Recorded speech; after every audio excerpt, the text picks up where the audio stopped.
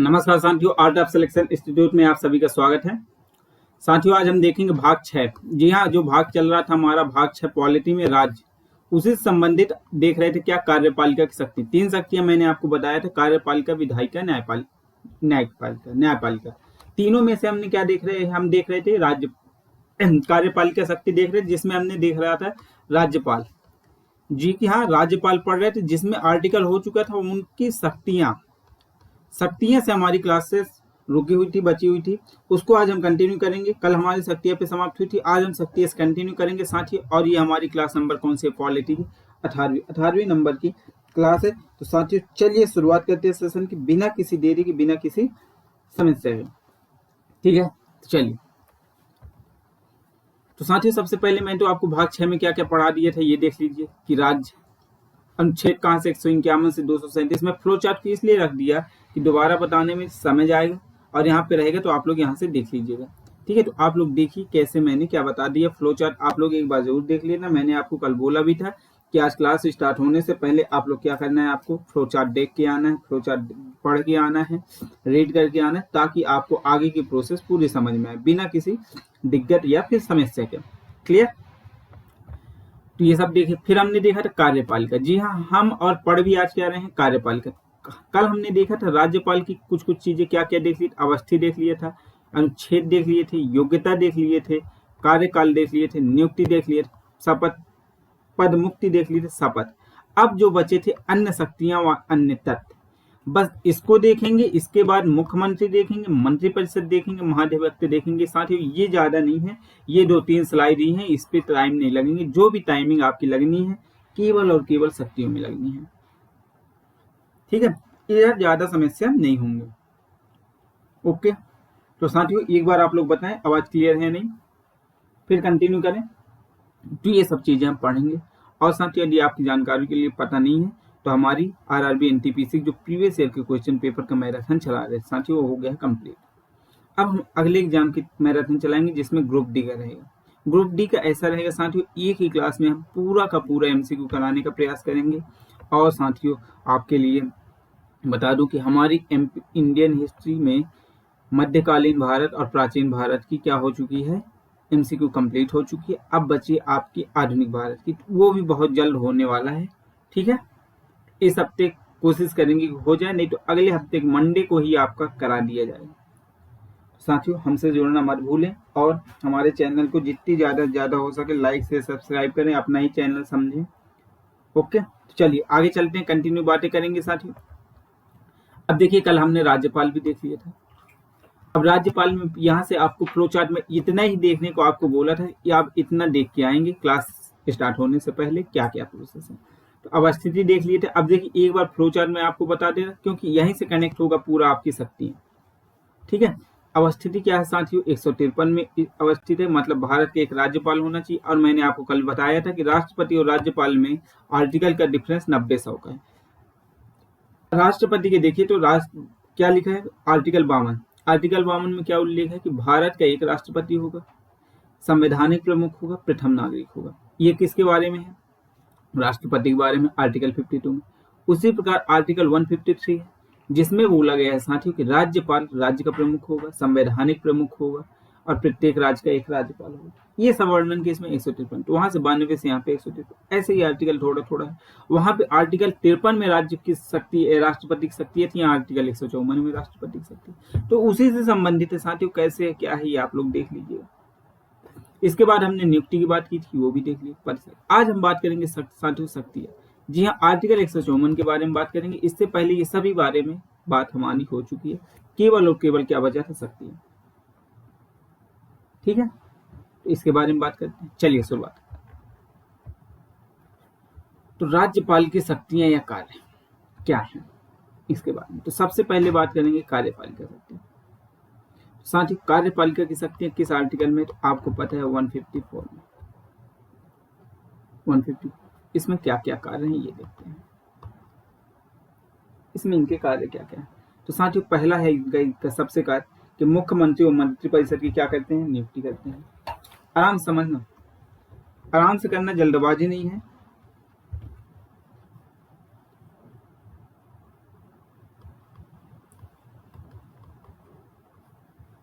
मुख्यमंत्री व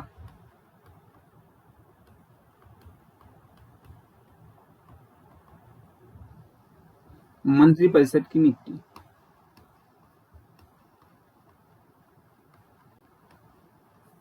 ये हो गया पहला। दूसरा, राज्य के अन्य पदाधिकारी, जैसे केंद्र में राज्य राष्ट्रपति करते थे, उसी प्रकार राज्य में राज्यपाल करेंगे। राज्य के अन्य पदाधिकारी की नियुक्ति। ये भी हो गया। आगे बात करते हैं साथियों, तो आंग्ल भारतीयों की भी करते थे। और साथियों ये है, और विश्वविद्यालय कुलपतियों की नियुक्ति। राज्य के जो विश्वविद्यालय हैं, राज्य के जो विश्वविद्यालय हैं, कुलपतियों की नियुक्ति।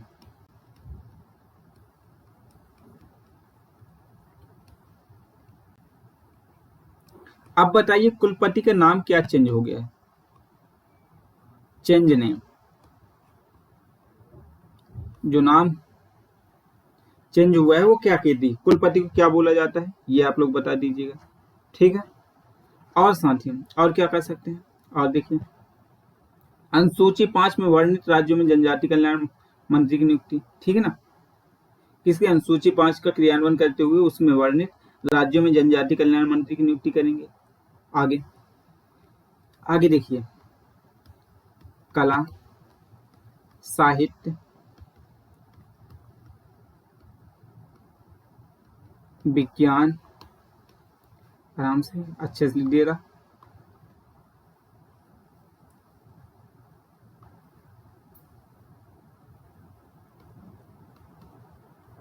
विज्ञान, समाज सेवा व सहकारिता,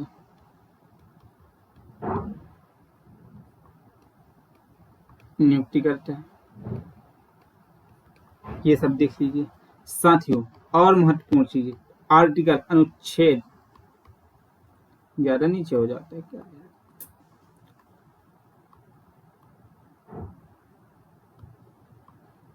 यहाँ पे अनुच्छेद, अब जो जो शक्ति है मैं यहाँ पे लिख रहा हूँ वो आप लोग रखना। 356 व 365 के आधार पर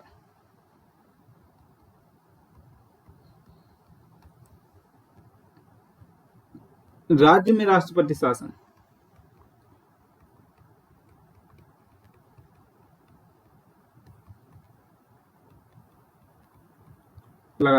लागू कर सकते हैं। राष्ट्रपति शासन क्या कर सकते हैं साथियों? लागू करते हैं। 365 के अकॉर्डिंग क्या रहते हैं साथियों? केंद्र की बात नहीं होती, अब सुनी जाती, केंद्र की बात नहीं सुनी जाती है, केंद्र की बात नहीं मानते राज्य। और 356 के अकॉर्डिंग क्या है साथियों? उल्लंघन, संविधान को उल्लंघन या फिर किसी भी उल्लंघन की परिस्थिति। इन दोनों कंडीशन के कारण क्या क्या क्या किया जाता है? यहाँ पे राष्ट्रपति शासन लगा दिया जाता है। क्लियर? ये होगी। तो ये रहा आपका पूरा का पूरा कार्यपालन कह सकती है। क्या क्या है देख लीजिए। ठीक है, आगे बात करेंगे हम विधायी शक्तियां। आगे बात करते हैं विधायी शक्तियां, ये क्या होती हैं, फिर न्यायिक शक्तियां क्या होती है, इनके बारे में सबके बारे में आराम से बात करेंगे।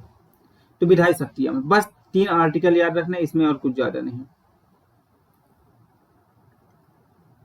तो पहला आर्टिकल 174,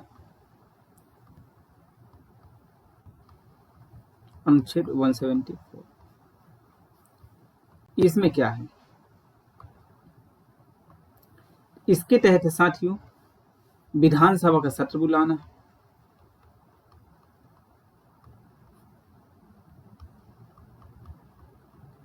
सत्र बुलाना,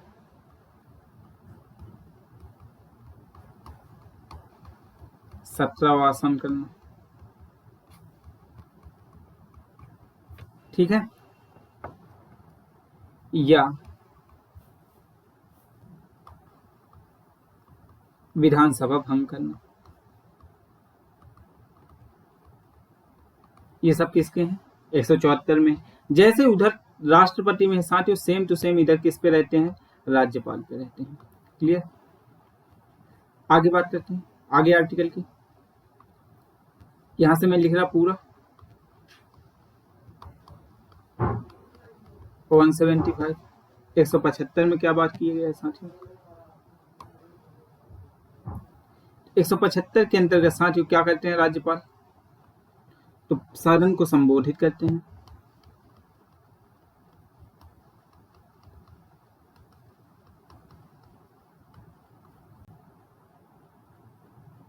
वह लंबित विधेयक जो रहती, लंबित विधेयक,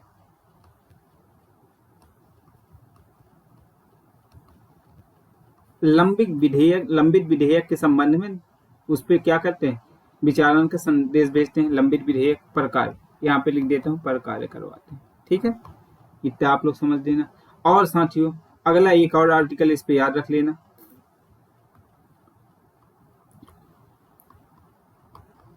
अनुच्छेद 176।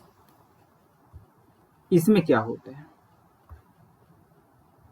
तो आर्टिकल 176 में क्या बात की है साथियों? तो राज्यपाल के अभिभाषण,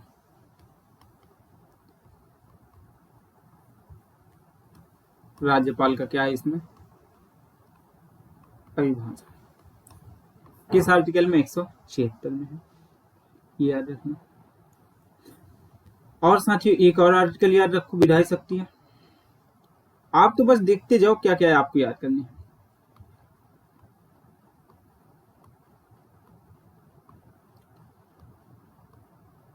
और जो जो मैं यहाँ पे लिख रहा हूँ उसके अलावा आप लोग नहीं लाना। मैं इसलिए इसका नहीं बनाया कि मैं यहाँ पे लिख के आप लोगों को समझा दूंगा, इसलिए मैंने इसका स्लाइड नहीं बनाया था वैसे, जैसे आप लोग प्रोवाइड करा देता हूँ। इसके तहत क्या है? अध्यादेश जारी करना।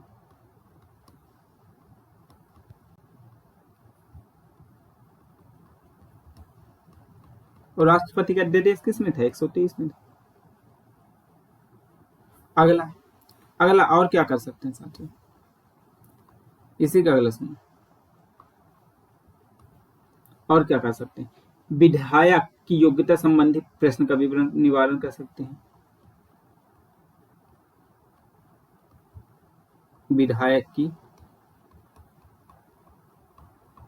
योग्यता संबंधित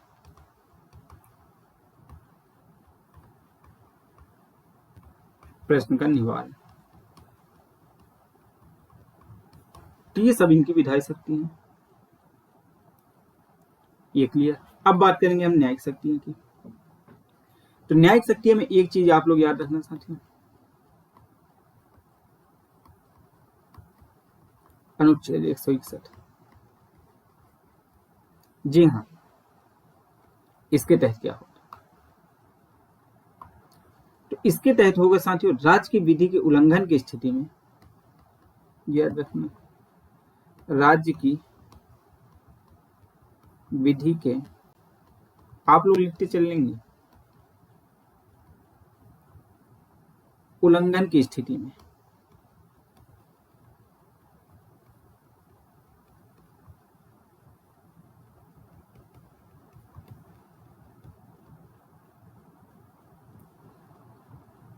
दोष सिद्ध को निम्न तरीके से क्या करेंगे? क्षमा कर सकते हैं।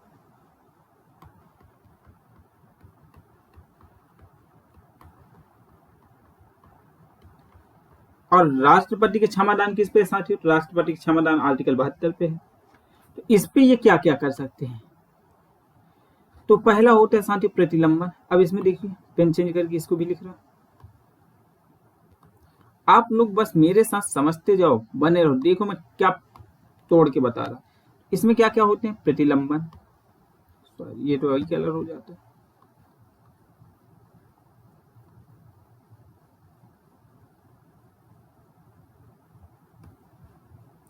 क्या है यहां देखो, प्रतिलंबन। दूसरा होगा निलंबन, तीसरा होगा लघुकरण। अरे अच्छे से लिख दे रहा, समझ में आ जाए आप लोगों को, है ना? बाद में भी आप देखें तो आप देखेंगे क्या, वीडियो सुनना है, सुनते सुनते लिखते जाइएगा जो बोलते जाता हूं। ध्यान से लिखिए, प्रतिलंबन, निलंबन,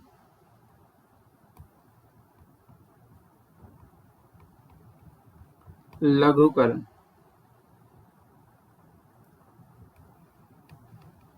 विराम, परिहार, ये है क्षमा इनसे संबंधित। ठीक है ना। तो ये सब चीजें याद रखना। और साथियों इसी के तहत इसी में ये आर्टिकल अगला, उच्च न्यायालय के न्यायाधीशों की नियुक्ति के संबंध में राष्ट्रपति को सलाह देना। क्या? उच्च न्यायालय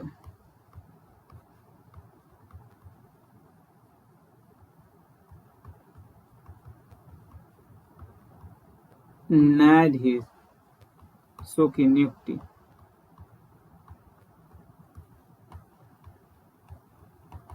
संबंध में क्या करना है? राष्ट्रपति को सलाह देना। ये सब इनकी क्या हो गई साथियों? न्यायिक शक्ति। 3 शक्ति अभी तक देख ली। क्या देख लिए? कार्यपालिका शक्ति, विधायी शक्ति है, न्यायिक शक्ति। ठीक है, आगे चलते हैं। अगला साथियों विवेकाधीन शक्ति है। अब विवेकाधीन शक्ति को 2 तरह से देखेंगे, 2 फ्लोचार्ट पे देखेंगे साथियों। इसको छोटा सा बना, ज्यादा से ज्यादा कंटेंट अपन डाल सके इसमें। इसे 2 तरह से समझो आप लोग।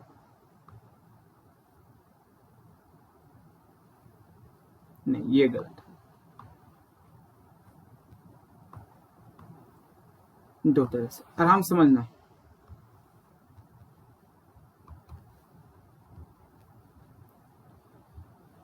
अब 2 शक्तियां कौन से हैं? ये देखिए, परिस्थिति जनित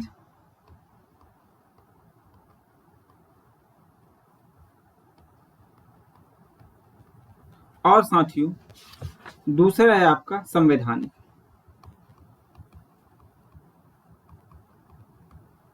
दोनों चीजों को समझना। दोनों चीजों को समझना क्या होते हैं। सबसे पहले बात करेंगे परिस्थिति जनित की। ये क्या होता है? पहला, इसमें क्या होता है परिस्थिति जनित में साथियों? मुख्यमंत्री की नियुक्ति। इसमें क्या होता है? मुख्यमंत्री की नियुक्ति।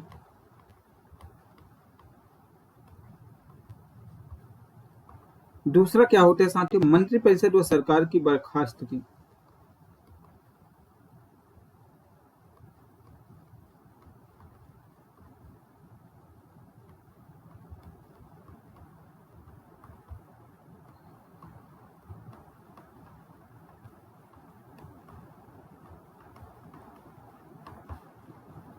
तीसरा क्या होता है? विधानसभा विघटन।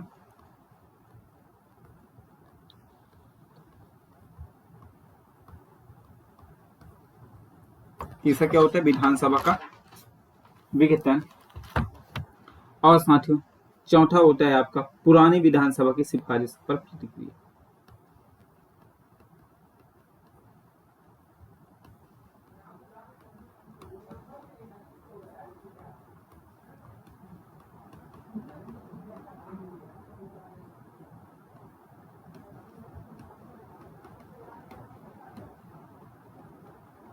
इतनी चीज आपकी इसमें होगी। अब संवैधानिक में क्या क्या होती है ये चीज समझो। तो संवैधानिक में होता है राष्ट्रपति के विचारार्थ विधेयक का आरक्षण।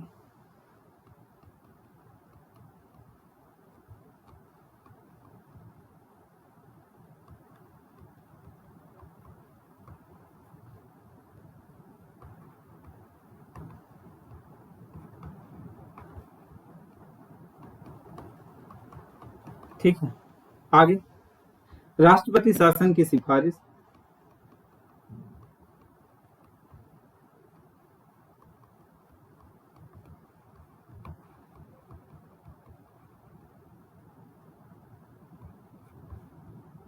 आगे मुख्यमंत्रियों में से प्रशासनिक कार्यों की जानकारी लेना।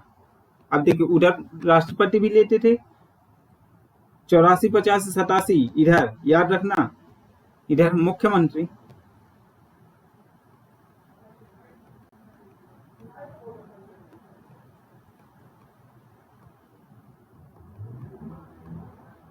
प्रशासनिक कार्यों की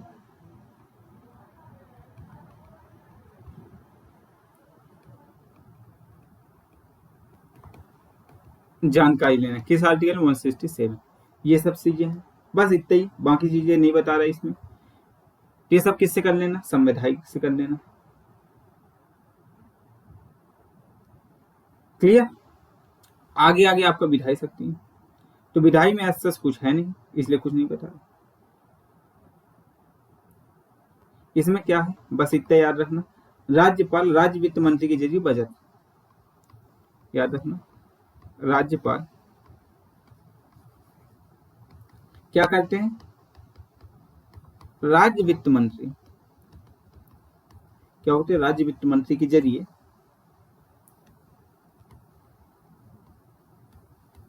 यहां बजट प्रस्तुत कराते हैं। सर बजट प्रस्तुत, जिसमें क्या रहता है, वार्षिक वित्तीय विवरण। बजट तो आपको सबको पता है, वार्षिक वित्तीय विवरण रहता है, ये सब चीजें। क्लियर। अब देखिए राज्यपाल से संबंधित कुछ फैक्ट हैं, वो आप लोग देख लीजिएगा, क्या क्या चीजें कैसे हैं, क्या प्रोसेस है। ऐसे चीज पे कुछ ऐसे देखना नहीं है, कि ऐसे बताना भी नहीं है, मैं आपको बताऊं। ठीक है, ये सब चीजें आप लोग देख लेना। देखिए क्या क्या है, पंजाब का राज्यपाल अपने दायित्वों के अलावा चंडीगढ़ के राज्यपाल के रूप में भी कार्य करते हैं। ठीक है, देश की पहली महिला राज्यपाल सरोजिनी नायडू, ये याद रख लेना। उत्तर प्रदेश में इस पद पर अगस्त 1947 से 1949 तक थे। मध्य प्रदेश के प्रथम राज्यपाल पट्टाभी सीतारमैया, ये देख लेना। वर्तमान कौन है, एमपी के वर्तमान कौन है, तो हर एक राज्य का अपना अपना देख लेना आपको। मध्य प्रदेश की प्रथम महिला राज्यपाल कौन थी, सरला अग्रवाल, मार्च 1989 से 1990। ठीक है, तो पहली महिला कौन थी साथियों, पट्टाभी सीतारमैया, ये आप लोग याद रखना, ये नहीं पूछेगा, मध्य प्रदेश के बारे में नहीं पूछेगा। आप यदि एमपी पुलिस, एमपी कांस्टेबल कुछ भी तैयारी कर रहे हैं, तब जाके यहाँ से पूछेगा, अन्यथा यहाँ से नहीं पूछेगा कि स्टेट वाइज जाके स्पेसिफिक आपसे कुछ पूछे क्वेश्चन। क्लियर, इतना आपको क्लियर होगा, यहाँ तक कोई किसी को डाउट नहीं होगा। एक बार आप लोग कमेंट करके बताएं सब क्लियर। इसके बाद हम देखेंगे मंत्री, मुख्यमंत्री, मंत्रिपरिषद और साथियों इसके बाद महाधिवक्ता के साथ हम आज के सेशन कंप्लीट करेंगे, और इसी के साथ हमारा पूरा का पूरा भाग राज्यपाल कंप्लीट हो जाएगा। फिर हम कल देखेंगे विधायी शक्तियां, फिर नेक्स्ट क्लास में देखेंगे उच्च न्यायालय। लगभग 2 क्लासेस चलेंगे, क्योंकि उच्च न्यायालय में आपको एक एक चीजें बताऊंगा, कौन सा उच्च न्यायालय कहाँ है, क्या है, कैसे प्रोसेस है, इन सब के बारे में। ठीक है, तो चलिए बताइए, कहीं पे किसी को कोई डाउट, कोई समस्या तो आप बता सकते हैं।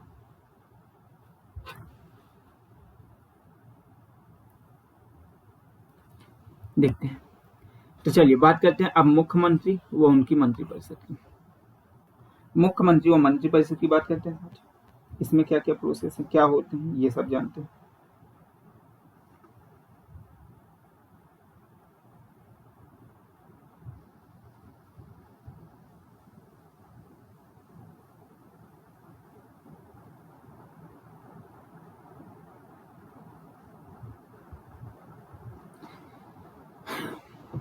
मुख्यमंत्री, तो देखिए जो जो लिखा है, अब इसमें कुछ बताने का नहीं है, मैं पहले सब बता चुका हूं, अब मैं तो केवल स्लाइड पढ़ूंगा। तो राज्यपाल राज्य कार्यपालिका के संवैधानिक व औपचारिक प्रमुख होते हैं, बता ही चुका था।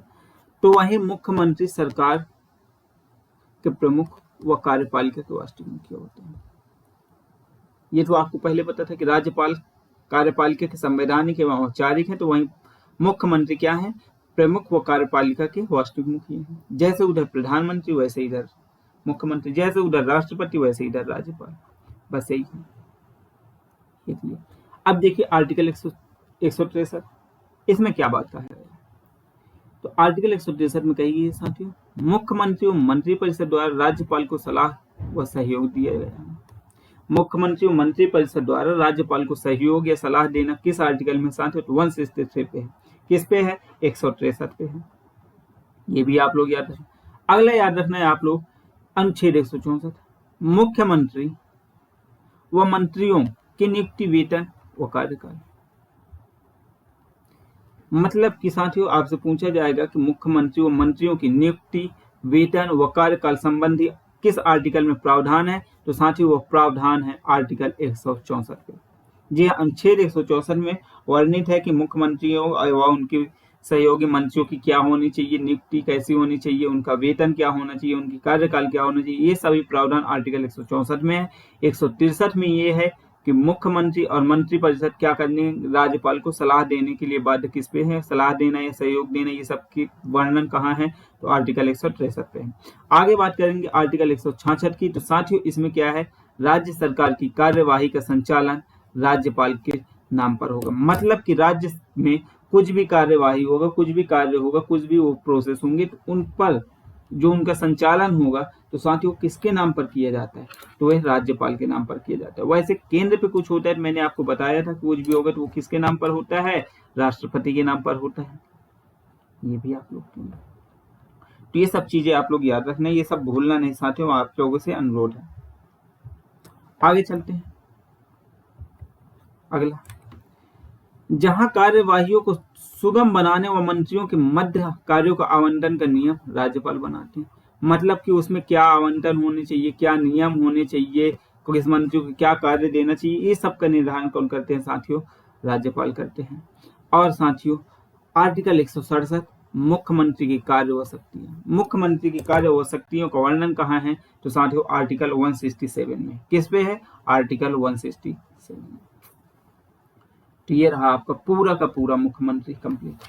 बताया ना, कुछ पूछता नहीं है ऐसा मुख्यमंत्री से वर्तमान में कौन है, ये पूछ लेना, याद रख लेना कहाँ किस राज्य के कौन वर्तमान मुख्यमंत्री है, तो आपको करंट के जरिए ही पूरा अपडेट कराया जाएगा साथियों, यहाँ पे आपको नहीं करा सकते हैं। ठीक है,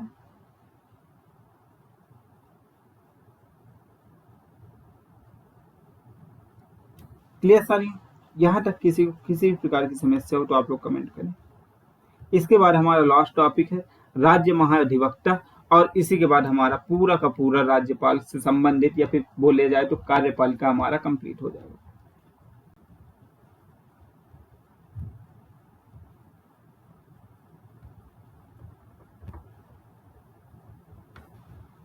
तो चलिए देखते हैं, अब बात करते हैं राज्य के महाधिवक्ता की। तो साथियों इसका वर्णन किस आर्टिकल में, आर्टिकल 165 में। जी हाँ, राज्य के महाधिवक्ता का उल्लेख पूछा जाएगा किस आर्टिकल में है, तो साथियों इसका उल्लेख है 165 में। ये भी है। आगे बात करते हैं, यह राज्य का सर्वोच्च कानूनी अधिकारी होता है। जैसे केंद्र का महान्यायवादी होता है साथियों, केंद्र में का पहला कानून अधिकारी कौन होता है, केंद्र का, तो महान्यायवादी। उसी प्रकार राज्य में कानून अधिकारी कौन होता है, महाधिवक्ता। याद रखना कौन होता है, महाधिवक्ता। वो भारत के महान्यायवादी के अनुरूप होता है। ये देखिए वही बोला है, भारत के महान्यायवादी के अनुरूप।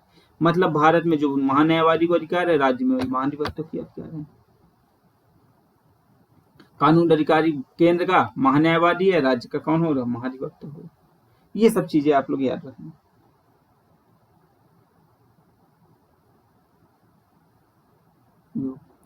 इसकी नियुक्ति राज्यपाल द्वारा मुख्यमंत्री और मंत्रिपरिषद की सलाह पर होती है। जैसे महान्यायवादी की नियुक्ति कैसे होती, राष्ट्रपति करते थे, परंतु साथियों वो किसके सलाह पर, प्रधानमंत्री और उनकी मंत्रिपरिषद की सलाह पर करते थे। उसी प्रकार इसकी नियुक्ति राज्यपाल द्वारा मुख्यमंत्री और मंत्रिपरिषद की नियुक्ति होती है। ये भी है। और साथियों एक चीज मैंने आपको मुख्यमंत्री में बताना भूल गया कि साथियों जिस प्रकार राष्ट्रपति और मंत्रिपरिषद के मध्य का सेतु का कार्य प्रधानमंत्री करते हैं, उसी प्रकार राज्य में राज्यपाल और मंत्रिपरिषद के मध्य के सेतु के कार्य में कौन करता है, मुख्यमंत्री करता है। ये भी आप लोग याद रखना। और ये तो याद रखना ही कि राज्यपाल महाधिवक्ता की नियुक्ति राष्ट्रपति करते, राज्यपाल करते हैं, परंतु मुख्यमंत्री और मंत्रिपरिषद की सलाह पर करते हैं। अगला, इनकी योग्यता साथियों उच्च न्यायालय के मुख्य न्यायाधीश की होगी। मतलब जो उच्च न्यायालय के मुख्य न्यायाधीश की जो योग्यता है, वही योग्यता राज्य के महाधिवक्ता की। आप देखे थे कि उच्चतम न्यायालय के मुख्य न्यायाधीश की जो योग्यता थी, वही योग्यता किससे संबंधित थी, राज्य के महान्यायवादी से संबंधित थी। तो आपको कुछ नहीं करना है, केंद्र का राज्य से कनेक्ट करना है, बस केंद्र का आपको पढ़ना है, राज्य को उससे कनेक्ट करते जाना है, बस वहां पे ये है तो इसी का ये है, और बाकी एक्स्ट्रा यहाँ पे कुछ भी नहीं है। ये भी हो गया। इनका वेतन भत्ता राज्य द्वारा निर्धारित होता है, मतलब इनका वेतन भत्ता राज्य द्वारा निर्धारित, मतलब राज्य विधानसभा में इनका वेतन भत्ता का डिसाइड किया जाएगा कि क्या होगी इनकी वेतन भत्ता, क्या होगी इनकी सैलरी। आगे चलते, इसका कार्यकाल निर्धारित नहीं होता है साथियों, कार्यकाल निर्धारित नहीं होंगे। क्यों नहीं होंगे? जब तक राज्यपाल चाहेंगे तब तक ये रहेंगे। ये आज इनको नियुक्त किया गया, राज्यपाल को लगा 3 दिन भाई ये काम का व्यक्ति नहीं है, कुछ काम नहीं कर पा रहा, इनको साइड करो, बस बाहर। और यदि चल रहा है, अच्छा काम आप कर रहे हो, राज्यपाल जब तक चाहेंगे, जब तक वो राज्यपाल बने तब तक आपको यहाँ पे रखेंगे। कोई अन्य राज्यपाल आए, वो उसको भी लगा भैया कि आप अच्छे काम कर रहे हो तो आपको अच्छे रखे रहेंगे। तो आपके काम के अकॉर्डिंग, आपकी योग्यता के अकॉर्डिंग, आपकी रिस्पॉन्स के अकॉर्डिंग आपको बनाए रखते हैं जब तक उनकी चाहो। ये भी होगा। पद समाप्ति में के पूर्व स्वेच्छा से राज्यपाल को त्याग पत्र सौंपते हैं। अब बताइए, इनको शपथ राष्ट्रपति दिलाएंगे, परंतु ये त्याग पत्र किसे देंगे साथियों? त्याग पत्र ये राज्यपाल को देंगे, क्योंकि राज्यपाल ही तो इन्हें नियुक्त किए हैं। ये भी होगा। राज्य सरकार का पक्ष देश के किसी भी न्यायालय में रखते हैं, ये राज्य सरकार के लिए काम करते हैं। राज्य सरकार का कोई फैसला है, जैसे कोई कुछ भी कानून जैसे चलती है अदालतों में, तो साथियों किसका वो करेंगे? तो ये राज्य सरकार का काम करेंगे, राज्य सरकार के वकील हैं। आप देखिए, कुछ भी कानून चलेंगे, कुछ भी पेश हो जाएगा राज्य के विरुद्ध, तो वहां लड़ने कौन जाएगा? मुख्यमंत्री थोड़ी जाएंगे, राज्यपाल थोड़ी जाएंगे, भैया उसके लिए कानून बना दिए। क्या? महाधिवक्ता। भैया राज्य के ऊपर कुछ भी बात आती है, कोई भी राज्य से संबंधित बातें, वो कहाँ? उच्च न्यायालय, उच्चतम न्यायालय में चल रही, तो उसकी आप करेंगे देख रेख, उसकी पैरवी आप करेंगे, आपको करना है, आपको लड़ना है केस। आप बताइए, आप जानिए आपको वहां कैसे केस लड़ना है, कैसे हैंडल करना है, कैसे वहां से जीतना है। ये सब किसके ऊपर डिपेंड रहता है? राज्य महाधिवक्ता के अंदर। आप कैसे केस को हैंडल कर रहे, किस प्रकार से कर रहे, ये सब कौन देखेगा? राज्य का महाधिवक्ता देखेगा। ओके, आगे आर्टिकल 177, इसमें क्या कहा गया साथियों? तो राज्य की विधानसभा में शामिल होकर वह भाषण दे सकता है। साथियों, महाधिवक्ता क्या है? भाषण दे सकता है। आर्टिकल 177 के तहत शामिल भी हो सकता है, परंतु मत नहीं दे सकता साथियों, मतदान नहीं दे सकता। विधानसभा में शामिल होगा महाधिवक्ता, भाषण भी देगा, परंतु साथियों वहां पे मतदान जब होगा किसी भी विधेयक से संबंधित या फिर किसी भी मामले से संबंधित, जब वहां मतदान होगा कि भैया बताइए ये चीज सही है या गलत, उस स्थिति पे राज्य का जो महाधिवक्ता है वहां पे वो मत नहीं दे सकते, अपना वोट नहीं दे सकते, अपना वो नहीं दे सकते। क्लियर है? आगे और आखिरी अनुच्छेद 194, इसे वे सारे अधिकार प्राप्त हैं जो राज्य विधानमंडल में कैबिनेट मंत्री को प्राप्त है। मतलब कि इसके अधिकार से संबंधित मामले किस पे वर्णित है साथियों? तो आर्टिकल 194 पे है, और कहा गया है इसे वे सभी अधिकार प्राप्त हैं जो राज्य में विधानमंडल के कैबिनेट मंत्री को प्राप्त है। क्लियर? तो साथियों इसी के साथ आपका राज्य महाधिवक्ता कंप्लीट। मतलब कि आज हमने क्या क्या देख लिया? तो राज्यपाल की शक्तियां देख लिए, मुख्यमंत्री देख लिए, मंत्रिपरिषद देख लिए, और राज्य महाधिवक्ता देख लिए। इन सब के बारे में हमने अच्छे से देख लिया क्रम से। ठीक है, तो ठीक है साथियों, इसी के साथ आज का सेशन हमारा यहीं पे कंप्लीट होता है। मिलते हैं अगली क्लास में अगले टॉपिक के साथ। तब तक के लिए आप सभी का बहुत बहुत धन्यवाद। और साथियों इस सेशन से संबंधित पीडीएफ प्राप्त करने के लिए आप हमारे टेलीग्राम चैनल को ज्वाइन कर सकते हैं, जिसकी लिंक आपको नीचे डिस्क्रिप्शन बॉक्स में दी हुई है। हमसे जुड़ने के लिए आप सभी का बहुत बहुत धन्यवाद। और साथियों आप लोग ज्यादा से ज्यादा हमारे चैनल को लाइक शेयर सब्सक्राइब करें। जय हिंद।